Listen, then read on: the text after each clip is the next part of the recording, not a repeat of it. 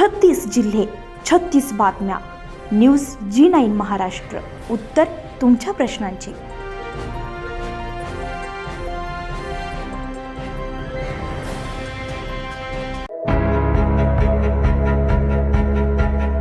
मूर्तिजापूर येथील हजारी milk and milk product या दूध प्रक्रिया प्रकल्पाला अकोला जिल्हाधिकारी वर्षा मीना आणि यवतमाळ जिल्हाधिकारी विकास मीना यांनी सदिच्छा भेट देऊन प्रकल्पाची पाहणी केली. यावेळी मूर्तिजापूर मतदारसंघाचे आमदार हरीश पिंगळे उपस्थित होते. सुभाष दूध डेअरीचे संचालक तथा जिल्हा दूध उत्पादक संघाचे अध्यक्ष प्रशांत हजारी यांनी उपस्थित मान्यवरांचे शाल श्रीफळ देऊन पुष्पगुच्छ देऊन स्वागत केले. पाहणी दरम्यान मान्यवरांनी दुधापासून तयार होणारे दही, पनीर, तूप, पॅकिंग प्रक्रिया तसेच इतर दुग्धजन्य पदार्थांच्या निर्मितीची माहिती घेतली. उत्पादन प्रक्रिया, गुणवत्ता आणि स्वच्छतेच्या निकषांचं पालन पाहून त्यांनी प्रकल्पाचं कौतुक केलं.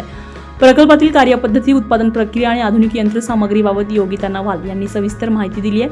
यावेळी नगराध्यक्ष हर्षल साबळे, नगरसेवक भारत जेठवाणी, अमोल प्रजापती, सुधीर दुबे, ज्ञानेश्वर टाले, अनवर खान, माधव भंडार, श्याम तसेच प्रकल्पातील कर्मचारी उपस्थित होते. जिल्हाधिकारी वर्षा मीना यांचं विशेष कौतुक करण्यात आलेलं आहे. तर आमदार हरीश पिंपळे हे म्हणाले की प्रशांत हजारी यांच्या पुढाकारामुळे तालुक्यातील दुग्ध व्यवसायाला मोठी चालना मिळाली. अनेक शेतकरी जोडधंदा म्हणून दूध व्यवसाय करत आहे, त्यामुळे शेतकरी आणि शेतमजुरांना आर्थिक आधार मिळतोय. हजारी मिल्क अँड मिल्क प्रॉडक्टमुळे मूर्तिजापूरचे दूध आता विदर्भाच्या कानाकोपऱ्यात पोहोचणार.